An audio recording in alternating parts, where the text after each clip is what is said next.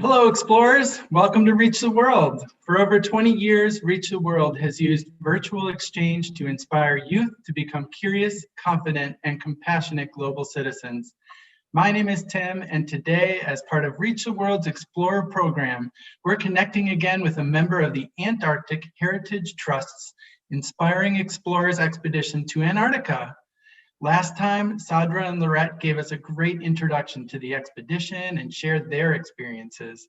If you missed that live stream event, no worries. You can find the recording on the Inspiring Explorers Expedition homepage, along with some wonderful articles written by the explorers themselves. We'll share a link in the YouTube chat bar on the right-hand side of your screen. Today, I'm happy to welcome Anzac Galat. Like Sadra and Lorette, Anzac is one of 5 explorers who recently journeyed together to Antarctica, following in the footsteps of bold early polar explorers. Expedition members each brought something unique to the expedition, and together they're sharing their experiences in Antarctica with at-home learners through this Reach the World virtual exchange. And the amazing part is you can join them. Visit the Expedition Exchange homepage with your student, read the explorers articles, and then do what you're doing right now. Follow a live stream event and ask your questions to expedition team members.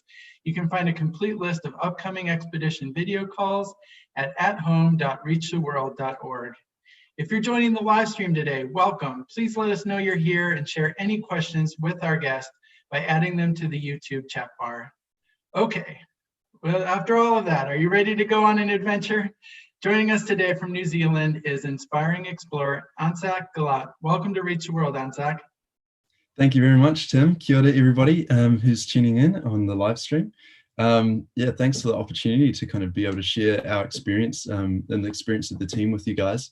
I kind of really believe in the philosophy around exploration of, what is exploration without, being able to share that with others and share with others what you've kind of found. I'm just going to share my screen here so I can kick off the presentation. Here we go. Is that all good? All sorted there? Fantastic. I'll just pull that off the side. Beautiful. So yeah, kia ora, I'm Anzac, and like the rest of the team, I kind of am from New Zealand. And back in March, we went down to the Antarctic Peninsula with the Antarctic Heritage Trust and with Quark Expeditions. Again, as kind of Tim touched on, Sadra and Lorette last week did a awesome kind of introduction to our trip and what we kind of got up to down there. Again, yeah, if you missed that one, go take a look because it's great to watch. And since they kind of did a holistic sort of overview of what we got up to down there, my presentation's all going to be around exploration as sort of an idea and as a theme. And so exploring the theme of exploration itself and what that means to us, obviously really relevant for Reach the World. And so talking a little bit about the Antarctic Heritage Trust and what they kind of see as the spirit of exploration, about the polar historic explorers, and a little bit about what those kind of expeditions were like and what exploration means for us in the modern day. So to kick off then, so the Antarctic Heritage Trust is really passionate and focused on sharing this sort of spirit of exploration. And so not only do they do a whole lot of hard work to preserve the historic huts down there of the first polar explorers, which are actually really special because they're the first human settlements and the first human structures on a continent that are remaining today. But they also kind of form these expeditions to allow young people like me and like Sadra and Lorette to follow in the footsteps of these historic polar explorers, to capture content and then also to kind of have experiences that we can share with audiences like you guys. So we each kind of came to the expedition with like a different proposal as to how we would actually do that and share our experience. So my one personally was all around augmented and virtual reality. And so that's kind of what I work on and build experiences through augmented and virtual reality. So they use content from the trip to allow people to sort of get a greater understanding of what Antarctica is like and why it's important. And so, using headsets where they can like look around and see what we saw, and augmented reality to kind of bring bits of Antarctica into their own living room. And so that sort of stuff is going to be coming out later on through the trust. So make sure to follow the Antarctic Heritage Trust for some of those kind of cool experiences. You'll be able to do that just through your phone, at home in your living room, which is pretty cool. And like here, there's you can kind of see on the kayak, there's like a little tripod and a little box just in front of where I'm in that the little kind of cockpit. And that's a 360 camera. So that's filming virtual, like 360 video, which we can then put in a virtual reality headset. And so the whole idea is that people can really look through our eyes and see what we were seeing, which is pretty cool when you have these experiences. And, we're kayaking through brash ice and there's all this ice around that's scraping past us, and there's penguins and seals and whales and all that sort of stuff. So that's coming out soon. And so, the experiences I'm designing are also kind of designed so people can get a greater understanding of what the early polar explorers actually experienced themselves and what they sort of went through. Because, sometimes our views on places like Antarctica, where, we don't necessarily get a lot of interaction with it, and perhaps it's not in the media so much, sometimes our views aren't quite right on that. So some of you might recognize this as being from the movie Madagascar. So pretty low resolution image, but these penguins try really hard throughout the movie to hijack the ship, and they get down to Antarctica and they get there and they find out it's cold and it's windy and it's miserable, and it's the driest place on earth. It's the biggest desert on earth, and they get down there and they decide they don't like it very much. But we sort of had a different experience as ourselves, and that it was like it was incredibly beautiful. And every day and every single hour of every day, we were just surrounded by scenery like this that you can see in the background just everywhere you looked. And it's kind of hard, I guess, in photos to convey that that's actually everywhere you look, and there's these beautiful sights everywhere. So hopefully through virtual reality, you'll be able to put on the headset and see that kind of full panoramic view. But we also knew kind of what we were going into and what it sort of might look like, whereas, the early polar explorers kind of didn't, and they didn't know a lot about Antarctica before going there. And so I don't quite have time to fully kind of do them justice and explain that some of those expeditions, but, highly recommend doing some research into the expeditions of Scott and Edmondson and Shackleton, as well as Surim and Hillary. Because it's truly epic kind of tales. And the really cool thing about actually going down there and looking at the maps and the ship's charts is every single place is named after a person or named from those sort of early expeditions, which is quite cool. There's so much history just right in front of your face when you're down there. So I thought I'd talk about Shackleton for a little bit, because that's really kind of epic tale of survival and struggle. And so they set out in 1914. And that was with the goal of being the first kind of party to cross the entire Antarctic, which was pretty ambitious. And they ended up actually getting stuck in pack ice. And they had to stay on the ship essentially and around the ship, just on the sea ice for a whole year before the sea ice actually crushed their ship and they had to abandon it and do quite a bit of traveling to get to safety. And again, I'd recommend looking into it because it's pretty amazing. And there'd been expeditions before, like Scott's and Edmondson's, and people knew how dangerous and treacherous it was to go down to Antarctica. And yet when Shackleton was putting together his expedition, there's so much interest in joining. And so I thought that was really interesting in terms of the spirit of exploration and people really wanting to be a part of something, then going to these kind of new frontiers. So again, there's a ship, the Endurance, and not a great quality image, and the sort of the formatting's changed a little bit with the slides, but that's right. And so that's the Endurance there, and it got trapped in the sea ice for a year. And the whole time we were down there, I was kind of thinking about these early polar explorers and comparing them to our experience, because that's his ship and this was our ship that we were on. So we had the hot showers and hot chocolate, and you know, it was warm and insulated, and there's air conditioning and all that sort of stuff. Whereas those early ships would have been cold and damp and miserable, and like wind coming through the side, and you know, like not great food and all that sort of stuff. So I was just thinking, you know, wow, like it's incredible that they kind of came down and experienced the same environment that we experienced, but with such a different kind of quality of life every day.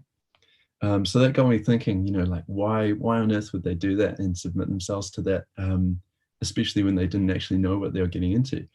And I was also thinking, you know, well, what was it like to come across these new lands and these new environments for the first time, and to witness, you know, this it's like unlike anything else on the planet, really, and there's uncharted territory for them. And there's all these ice shelves and towering rock faces and incredible creatures everywhere you look. And I put together some kind of little snippets of what our experience was with sort of experiencing those things for the first time. And you know, we would kind of pull into a new harbor and wake up, and you know, this was like the view one morning just outside our little cabin window, our porthole. We were seeing whales everywhere when we went kayaking, all these like great big humpback whales, which just immense, like massive creatures. And we would be kind of really close to them in the kayaks, and which was a little bit scary, actually. There's these little penguins just absolutely everywhere. They littered the beaches. Seals all over the place, great big elephant seals, but also these smaller kind of fur seals. And that's some of the kind of scenery we would see every day. There's huge ice walls, you know, and that in the photo is just far off in the background, and these towering kind of cliffs of rock that we would kayak past every day. And you know, to me, that was incredibly rewarding and exciting and enjoyable. And I kind of got a little bit of a idea of, you know, why you would kind of submit yourself to a horrible experience of going to Antarctica back in the day, you know, in the early 1900s.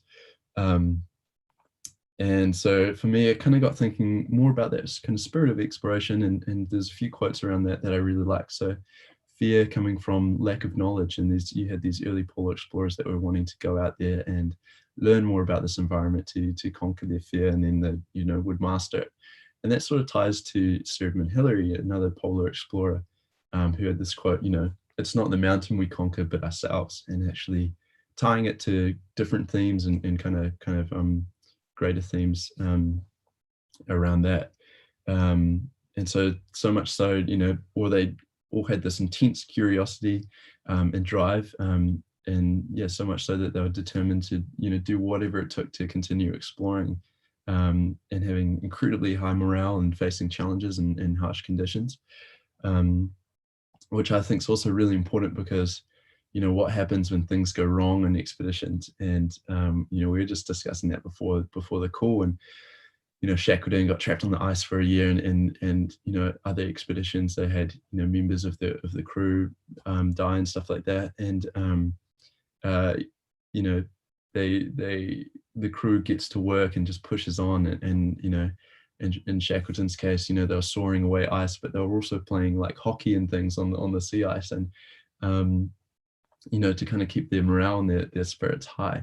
And so going down there and kind of seeing the environment and what they would be interacting with, you know, I just thought they must have had incredible resilience and determination and morale and drive to continue. And so for us, things went a little bit wrong. So we got a little bit of a taste of that.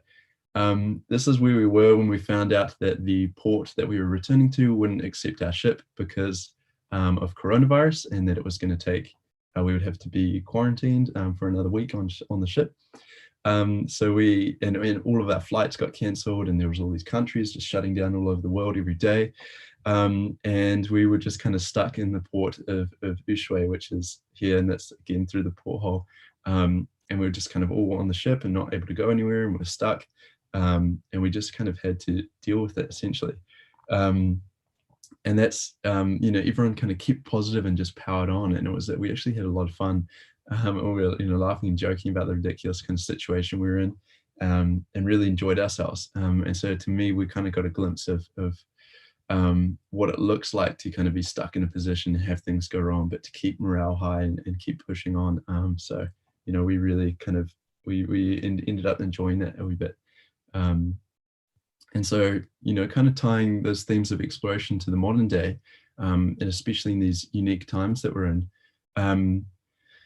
you know, like in New Zealand, we've been on lockdown for the past, you know, 4 or 5 weeks, and everybody's been doing a lot of kind of personal exploration at home every day. And, you know, even when things get back to normal, I think we should still be exploring every day, in the sense, you know, that it's what life makes interesting, in terms of, you know, learning about something you don't know all too much about, or something like a skill you want to learn to do and get better at, a place you haven't been before, even if it's in your like local area, you know, and even exploring connections with other people that you may not have thought about before, or people you may not have kind of met or know all too much about.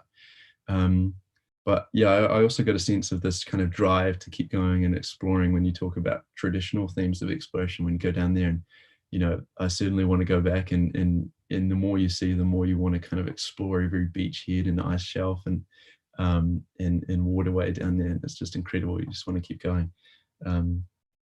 So I've just included some little photos to kind of go through at the end here as I'm sort of wrapping up, just of the scenery. And it was just absolutely breathtaking and unlike anything, you know, any of us had ever seen sort of before. That's the team there. We did have a little bit of a dip too, and that's what Laurette and Sandra kind of covered on their experience with that, and their kind of fear and getting over that while we were down there. It was pretty cold. There again, our ship, we did a really cool dusk paddle, which was really interesting because the light was real kind of odd and moody, and it made everything kind of really feel really alien and off. These little guys, the Gentoo penguins, absolutely everywhere. I adored them. They're really cute, and they just sort of hang out down there. Again, them all on the beach. And they're really, really curious too. They come right up to you, and they're really keen to see what you're up to, because they just don't really get a lot of experience with humans, and so they, you know, they don't really have any fear around that, and not any really predators down there that aren't in the water. But yeah, so that's sort of the slides that I had put together there as a presentation. But yeah, I really thought it was interesting kind of thinking about what exploration actually means while we were down there. So.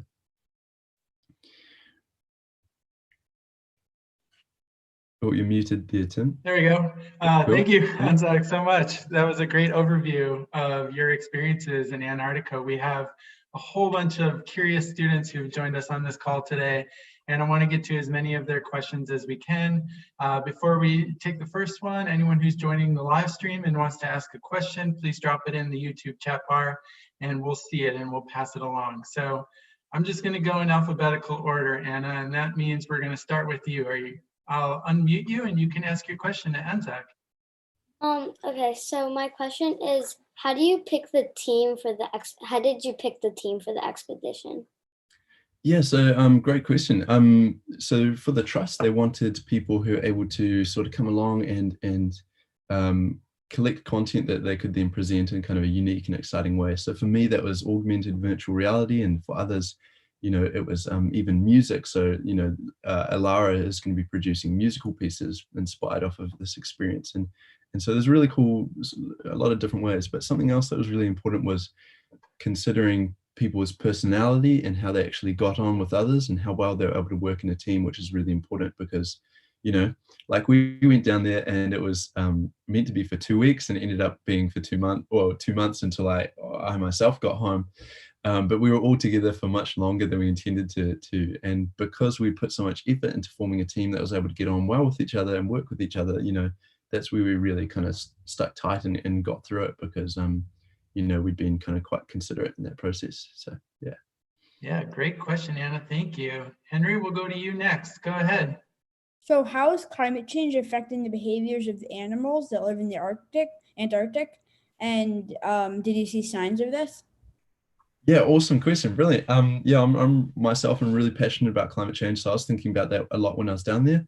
You know, interestingly, there's a lot of changes in migratory patterns because of the temperatures sort of being altered down there, and quite radically as well. So climate, you know, the Antarctic, aside from the Arctic, is, you know, one of the fastest warming and most intensely warming kind of areas of the planet.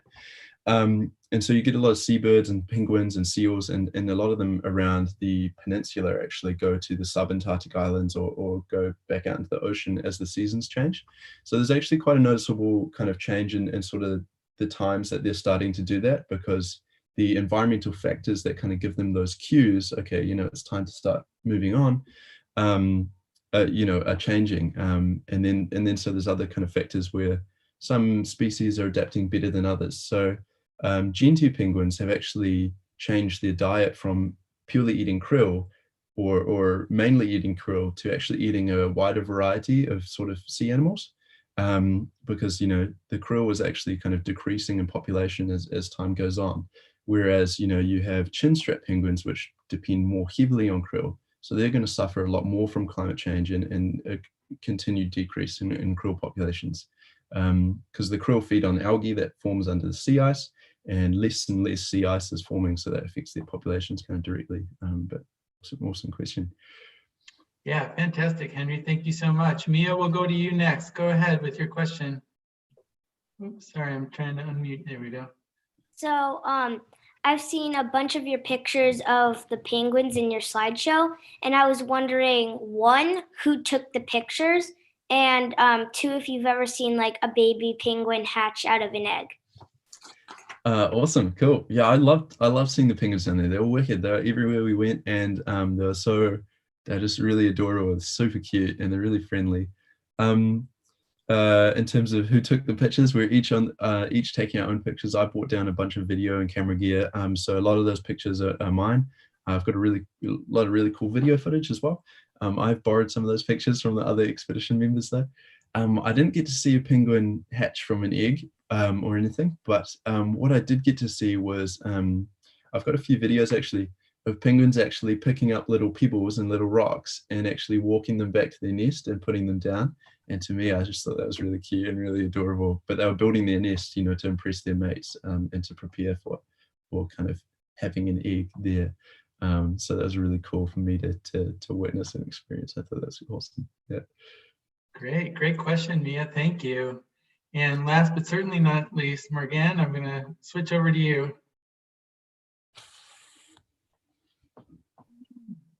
So I was wondering, while you were on the trip, if there's any animals you were like, just you love to see and you're really excited when you saw them.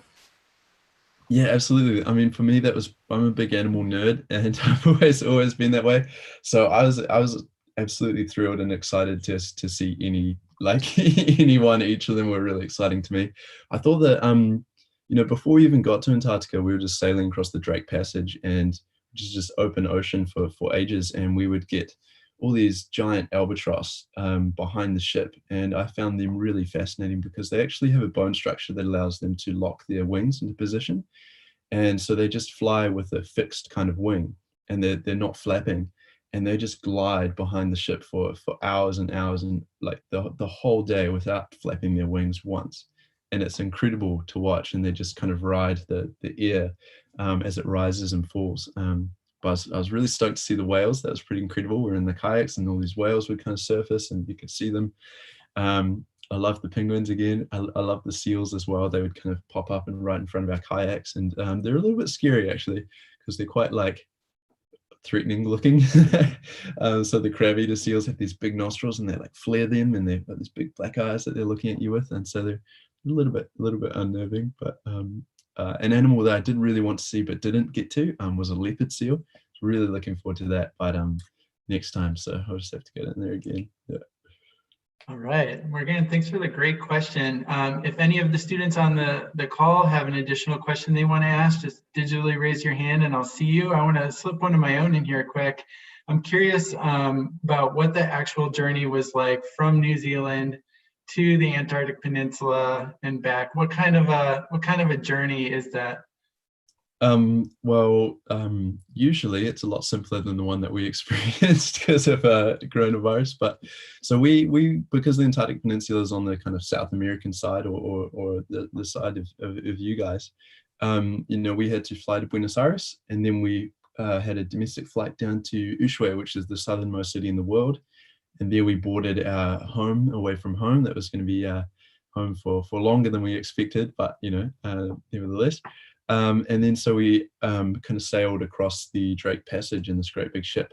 And that's the roughest patch of sea in the world. And so on the way down there, we had a pretty all right time. It took us like a day and a half or 2 days. But on the way back, things were very different, and it took us a little bit longer, and it was almost 3 days. And we had 8-meter swells and incredibly high winds, and the ship was just going like this the whole time. And like Lorette from last week's call, she like stayed in her room for two whole days, and I didn't see her at all because everyone just got wickedly seasick, and just felt awful. So, but I didn't get seasick, so I was pretty happy about that. But yeah, so it's an interesting journey just getting there and back. And for us, we were getting quarantined and we weren't allowed to fly to certain places, and we had to we visited a couple of extra countries that we weren't expecting to, trying to get home. So it was pretty interesting. Quite the adventure. We have a lot of hands raised here, so I'll get to you all. Okay, let's go to Anna. Anna, go ahead. Did you ever see ice crack? If so, how big was the crack? Yeah, that was really, really exciting. Great question. Because you would just be standing, you'd be in your kayak and you'd be standing on the deck of the ship. You just hear these thunderous kind of cracking and these like roars where this ice would like fall off of these big ice shelves and into the water. And because of the way the kind of sound travels, you would only catch, the water spraying up because it's already fell in and stuff like that. But it's incredible. It just sounded like kind of thunder that echoes out across the water. And that was amazing. We were kayaking around these icebergs, which are actually quite dangerous because, you guys will know that there's only a certain portion of the iceberg that's above the water and the rest is mainly below. It can be up to 90% below the water. So if you get these icebergs, like all the time, they just flip up. And so if you're kayaking next to one, and it's got this huge foot on it and it flips up like this, you could be chucked out of the water, right? And so we weren't able to go to the icebergs too close. And one time we were in our kayaks, and it was the iceberg that was closest to us had this great huge big chunk of it fall off. It would have been like the size of a couple of cars, and just plunge into the water, and then the whole thing just starts rocking like this, and it's absolutely massive iceberg. So we were all looking at each other like, I just want to start paddling back here for a second. So yeah, that was really kind of exciting. Anna, thanks for the great question. Wow, you guys have some fantastic questions. Henry, go ahead. Did you see any signs of plastic pollution in the Antarctic?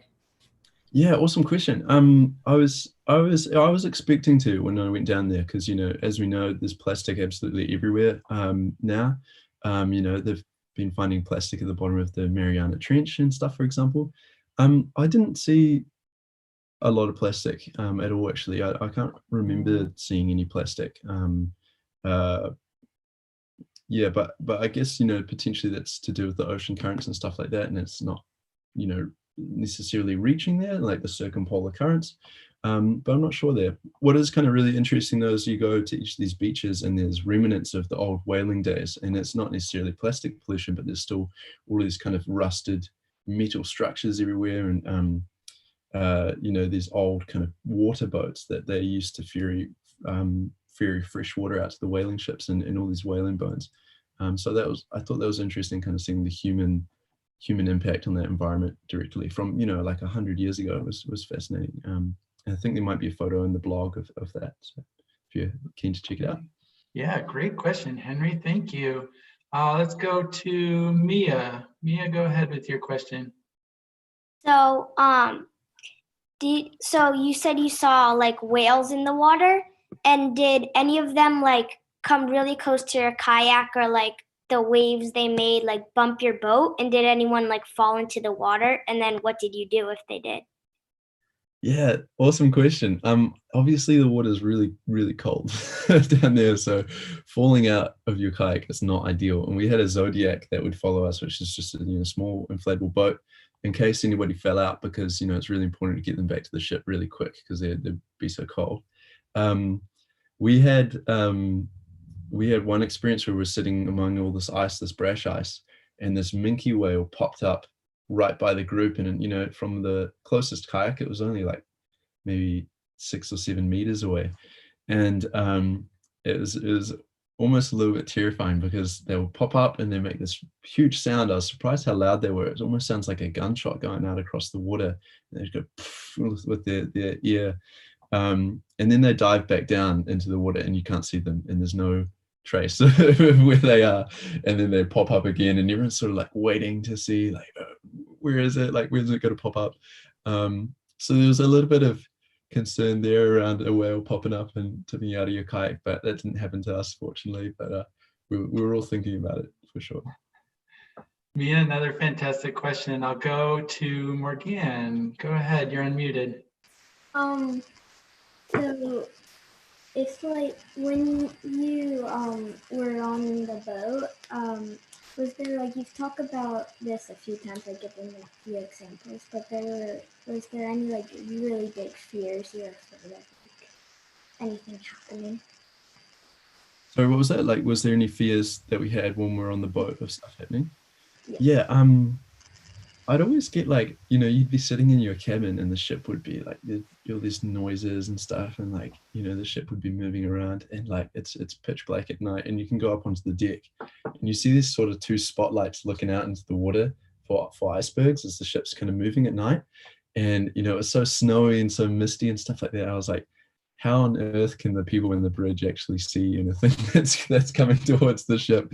And so I was, there's a little bit of thought around icebergs and stuff like that, but we weren't really, but I knew that was kind of a bit of an irrational fear, and that was just me kind of being silly. But so yeah, I didn't really have any. I had some dreams about the ship sinking and stuff like that while I was on it, so that was kind of odd. But we didn't, really have kind of any fears. Obviously, it was a bit scary with kind of coronavirus, and we didn't know if we were going to be able to get back home really, because all the countries were shutting down, and we were being told we weren't allowed to fly places, and we thought we were going to be living in South America for a little bit. So that was interesting. A little bit scared of that.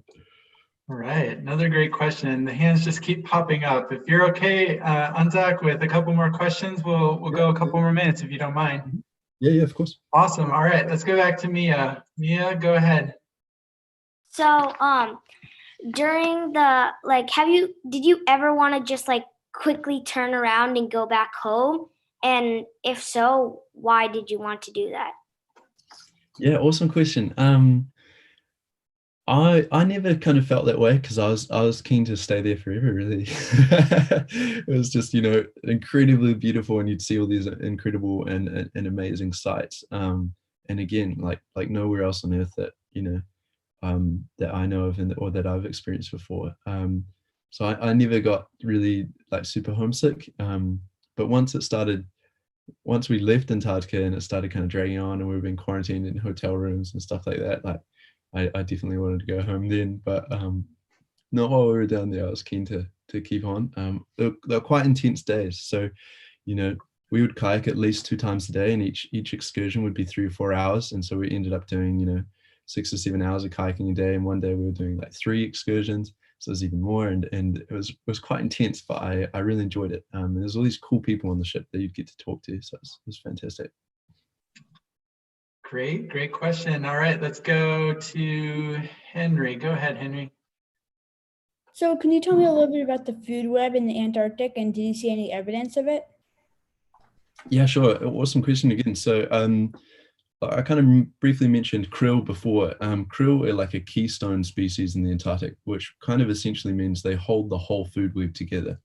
You have krill that's feeding on sea algae and like various kind of types of plankton. And then everything kind of depends on krill, even if it doesn't directly eat krill, because it'll eat the animal that eats the krill, right? And so krill are food for a ton of different species down there. And so that's why it's really concerning when we see a decrease in krill population, because then again, if you've got sea ice that's decreasing, it's taking away breeding areas for them, because they kind of breed on the underside of the sea ice, and as well as feeding areas. And so that kind of doesn't spell very good things for the rest of the Antarctic, really, and the whole Antarctic ecosystem. In terms of evidence that we got to see, we got to see humpback whales, a whole line of them, several pods of them, come past the ship as we were going through this channel, and they came up and they'd open their mouths and go like this, and to eat krill. And so they'd like get a whole bunch of krill and go back down into the water. And that was incredible to see. They're all surfacing and kind of doing this. So that was amazing.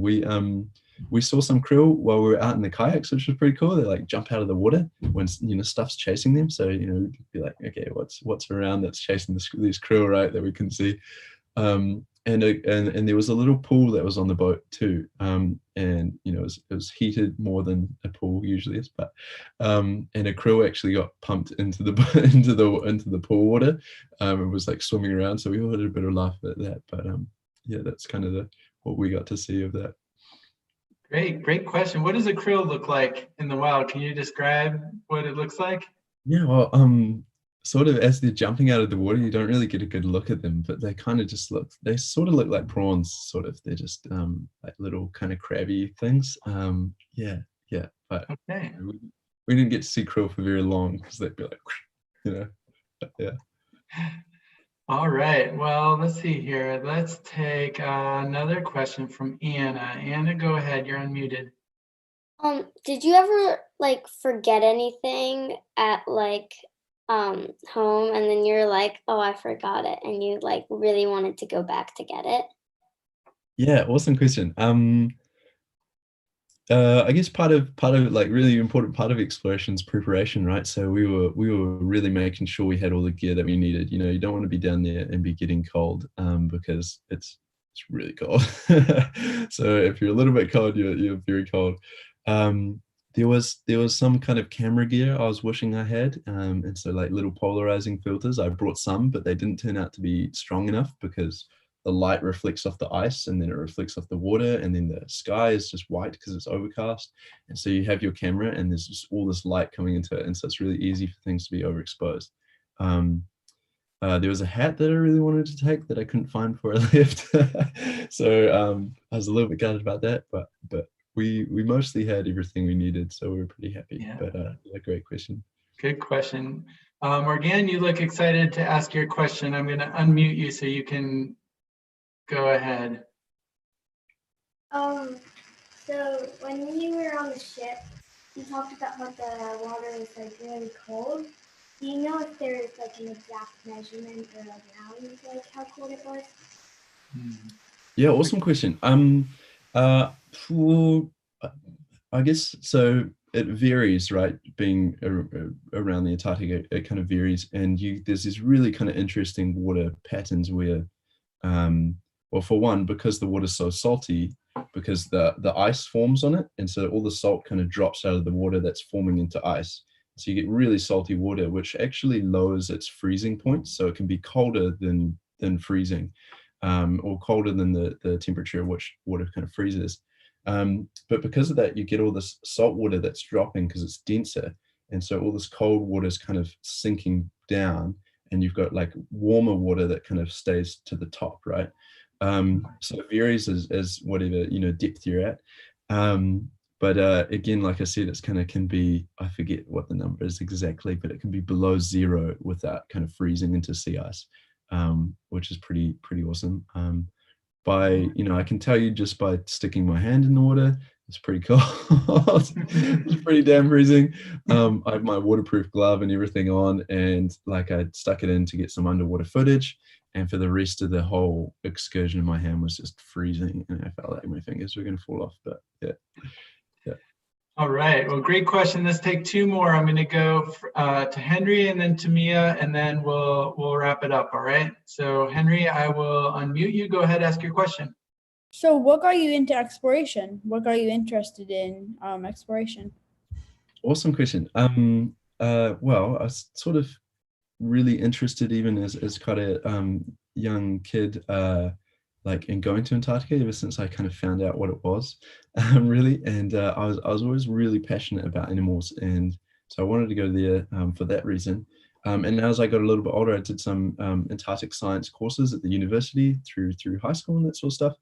And I kind of came to learn that, Antarctica is it's an extreme environment, but what that also means is, it's kind of the extremity even of all of the sciences, things you don't often think about. So even like stuff like astronomy, there's like incredible astronomy kind of scientific work going down there, because there's a lot of factors that make the atmosphere a whole lot clearer and that sort of stuff. And there's sort of through the Earth's magnetic field, stuff gets redirected to the poles, so you get a lot better data and all that sort of stuff. And you wouldn't really think about that, but you know, when you think about biology and all of those sort of geographical sciences as well, it's just such an extreme place. And so much that's interesting about it. So you know, that's why I wanted to go to Antarctica.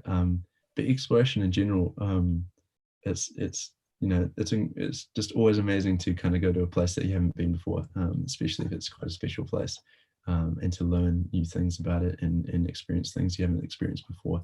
But like I kind of briefly touched on, I'm a huge fan of just personal exploration in everyday to-day life. You know, I think every day you should be doing something you haven't done before, or learn something you know, didn't know about before. So yeah, I think there's multiple kind of meanings of exploration.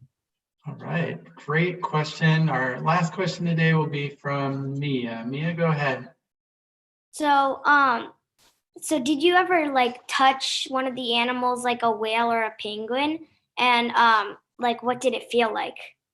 Yeah, awesome question. So there's a bunch of sort of treaties that are agreed upon by all these different countries, and there's also like a bunch of there's like a tourism sort of organization, and that's to kind of ensure that when people go down there on expeditions and also like tourists and stuff, that they don't actually disturb the wildlife that's down there, and they don't disturb that environment. So, you know, we had rules like, you know, you had to be 5 meters away from any penguins at all times.